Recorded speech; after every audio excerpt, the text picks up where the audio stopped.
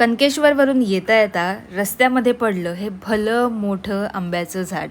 Good morning, welcome to mini blog and this is day 57.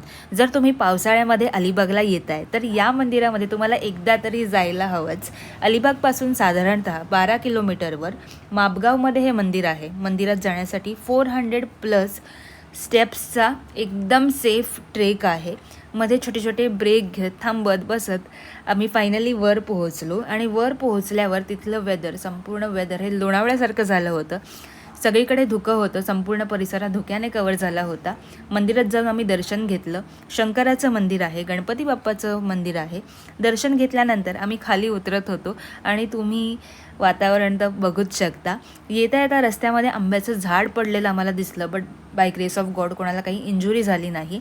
आणि कनकेश्वरच्या ट्रेकवरून संपूर्ण अलिबागचा top view दिसतो. तर just feel the vibe and subscribe.